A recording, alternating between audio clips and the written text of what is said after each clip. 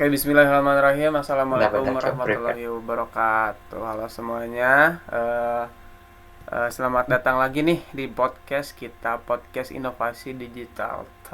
Tepat kita ngobrol santai seputar dunia teknologi, kreativitas, dan juga pendidikan. Hari ini kita bakal ngebahas yang topik yang seru banget nih. Kita juga punya tema.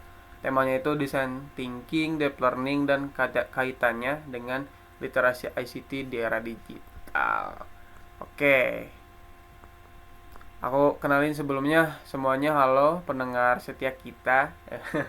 Halo semuanya, kenalin nama aku Kamil yang akan ngebahas soal design thinking tadi.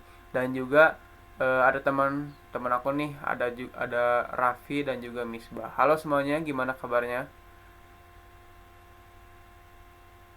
Halo Kamil, senang banget ya rasanya bisa diundang di podcast Kamil pada episode kali ini.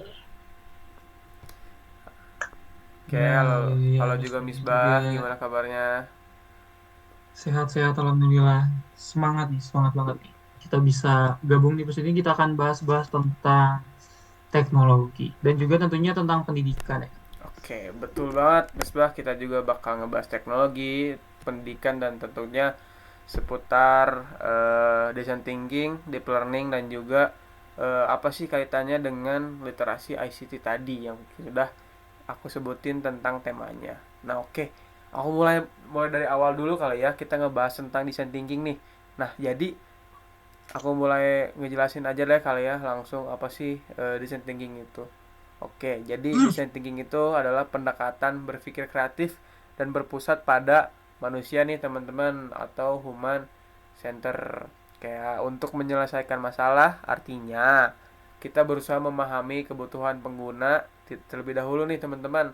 Nah, lalu mencari solusinya yang inovatif dan juga untuk bermanfaat gitu untuk mereka.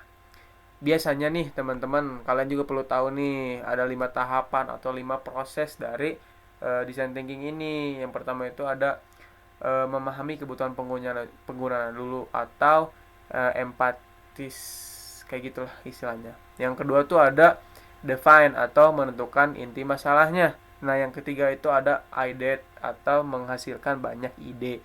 Nah, yang keempat itu ada prototype atau membuat contoh solusi. Misalnya nih kayak kita tuh langsung ngebuat kayak my mat gitulah istilahnya, buat kita nyantungin langsung si contoh solusinya kayak gitu. Terus yang terakhir itu ada tes atau menguji solusi ke pengguna. Misal kita langsung kayak terapin langsung ke penggunanya kayak gimana. Kayak gitu teman-teman.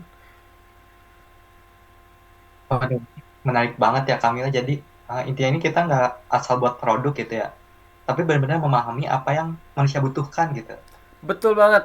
Jadi kita karena inti dari design thinking itu adalah empati tadi dan juga kreativitas.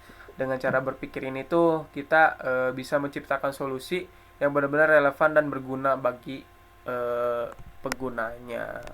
Nah, sekarang kita lanjut aja nih teman-teman ke Raffi yang akan ngebahas soal deep learning tadi. Kedengarannya emang agak teknis tapi pasti menarik nih. Coba langsung jelasin aja Raffi gimana apa itu deep learning.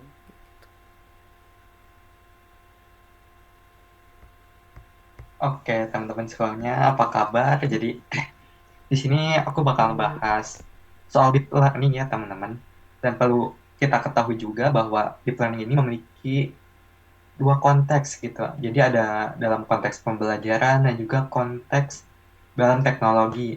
Atau bisa kita sebut juga bahwa deep learning itu merupakan bagian dari machine learning gitu, teman-teman. Mungkin sebelum kita um, membahas deep learning dalam konteks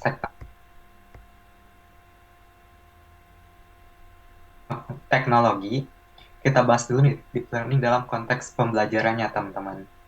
Jadi deep learning ini merujuk pada pendekatan pembelajaran yang mendorong pemahaman konsep dan penguasaan kompetensi. Jadi bukan hanya sekedar menghafal, teman-teman, tapi juga dengan metode deep learning ini kita terus menyelami pemahaman-pemahaman hal yang kita pelajari, teman. teman-teman. Dan deep learning sendiri memiliki 3 pilar utama, yaitu ada mindful learning atau apa ya, belajar dengan kesadaran penuh untuk memahami makna. Jadi kita ini di awal sudah mewanti-wanti gitulah istilahnya, bahwa kita belajar ini bukan hanya untuk sekadar menghafal, tapi untuk segala perintilannya secara lebih mendalam. Lalu untuk pilar kedua itu ada meaningful. Jadi meaningful ini mengaitkan pembelajaran yang telah kita gali dengan konsep yang sudah dipahami gitu teman-teman. Jadi pembelajaran ini jadi lebih bisa jadi lebih bermakna. Contohnya kita belajar mengenai matematika gitu. Jadi kita tidak hanya mengetahui bahwa rumus ini untuk penghitung ini, tapi kita mengetahui bahwa rumus ini datangnya itu dari mana, lalu ini digunakan untuk apa, lalu contoh dalam kasus nyatanya itu bagaimana penggunaan rumus ini. Nah, begitu sih teman-teman. Jadi untuk yang terakhir ini ada yang namanya joyful learning. Jadi menciptakan pengalaman belajar yang menyenangkan sehingga siswa ini lebih termotivasi. Jadi contohnya kita di kelas belajar ya teman-teman. Pasti teman-teman juga merasakan perbedaan kita belajarnya kalau secara joyful gitu ya, secara menyenangkan, pasti apa ya, pembelajaran tersebut akan lebih bermakna secara positif. Jadi kita lebih hafal materinya, lebih ya pokoknya kita menyenangkan aja ya pembelajaran itu. Untuk penerapan deep learning dalam pembelajaran sendiri ada banyak metode yang dapat digunakan ya teman-teman. Contohnya PJBL, Project Based Learning gitu. Jadi pembelajaran menggunakan project, lalu bisa juga menggunakan diskusi dan analisis seperti studi kasus dan lain-lain. Lalu ada juga nih teman-teman deep learning dalam konteks teknologi. Jadi bedanya deep learning dalam konteks teknologi itu menggunakan jaringan syaraf tiruan atau artificial neural networks yang meniru cara kerja otak manusia untuk memproses data dan belajar dari pengalaman. Contohnya kita kalau menggunakan AI ya teman-teman. Mungkin teman-teman ada yang udah lama nih menggunakan AI. Nah, kalau teman-teman perhatikan, semakin lama itu AI itu apa ya, akan mengikuti pola kebiasaan prompting kita. Misalnya kalau kita promptingnya asal-asalan, maka informasi yang dihasilkan AI pun akan asal-asalan. Tapi jika kita menggunakan deep learning gitu ya, dalam pemahaman mendalam dan juga design thinking dalam mencari hal-hal menggunakan AI, itu hasilnya akan lebih kredibel gitu ya, bisa dikatakan. Dan juga untuk contohnya bisa kita temui di kehidupan sehari-hari ya teman-teman, seperti face recognition di smartphone kita, lalu rekomendasi film di Netflix, atau bahkan sistem deteksi suara kayak Siri atau Google Assistant. Begitu sih. Jadi kalau deep learning yang kaitannya sama AI gitu ya, mungkin itu ibaratnya itu kayak otak digital yang belajar dari data kali ya, Raffi? Ya, tepat banget Isma. Jadi kalau dikaitkan dengan design thinking nih, keduanya ini saling melengkapi. Design thinking itu fokus pada manusia dan kebutuhan mereka gitu ya, sedangkan deep learning ini fokus pada data dan juga pemahaman mendalam.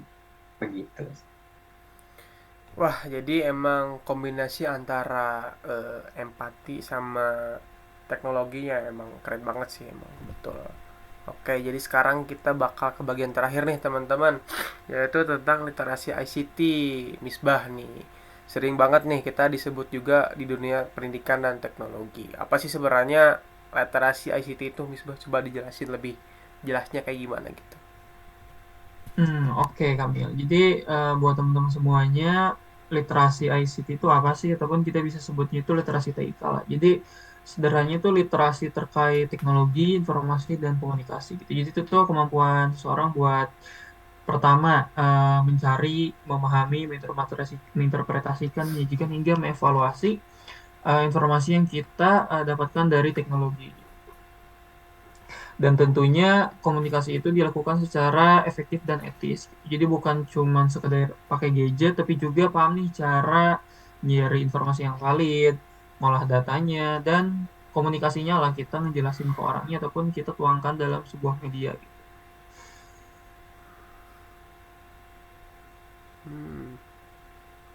Berarti literasi ICT itu penting banget dong, kayak misalnya terutama buat kita yang hidup di era Oh, digital berat. kayak sekarang gitu.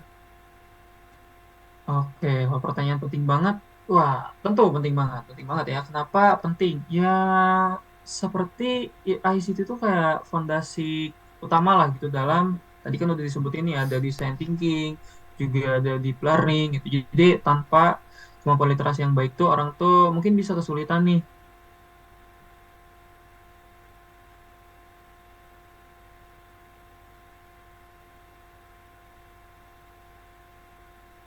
pakai ataupun memahami itu di pendidikan dan bisnis. Mungkin berarti kalau misalnya aku simpulan nih, literasi ICT itu fondasinya gitu. Terus design thinking itu proses berpikirnya. Nah, deep learning itu teknologinya.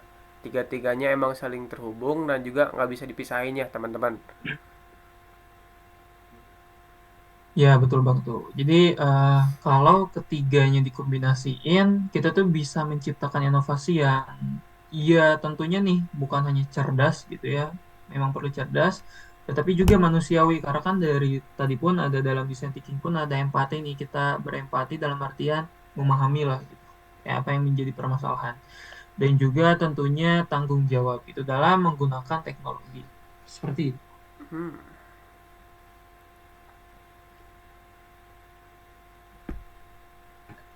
Design thinking kita ini bisa mempelajari, bukan mempelajari, tapi belajar memahami manusia dengan baik gitu. Dan dengan deep learning juga kita belajar memanfaatkan data dan pemahaman lebih mendalam gitu. Lalu dengan literasi ICT kita memastikan semua itu digunakan dengan bijak. Yap, betul betul betul. Jadi buat buat buat teman-teman gitu ataupun yang dengar ataupun yang nonton gitu. Jadi mari nih kita kembangkan ketiga hal ini nih supaya kita tuh bisa jadi generasi yang bukan hanya melek teknologi digital tapi juga bisa kreatif, cerdas dan bijak dalam memanfaatkan teknologi. Setuju banget sama apa yang dibilang Misbah barusan. Kalau misalnya hanya kita tuh supaya kita bisa jadi generasi yang digitalnya kayak yang kreatif, cerdas dan juga melek akan teknologi. Terima kasih buat Misbah sama Raffi buat obrolan yang seru buat malam ini ya teman-teman. Semoga pendengar semuanya bisa dapat inspirasi dan juga semangat buat terus belajar di era digital saat ini. Sampai jumpa teman-teman semua di episode berikutnya. Tetap berpikir kreatif dan berenovasi. Oke, wassalamualaikum warahmatullahi wabarakatuh. Terima kasih semuanya. Bye Waalaikumsalam. bye.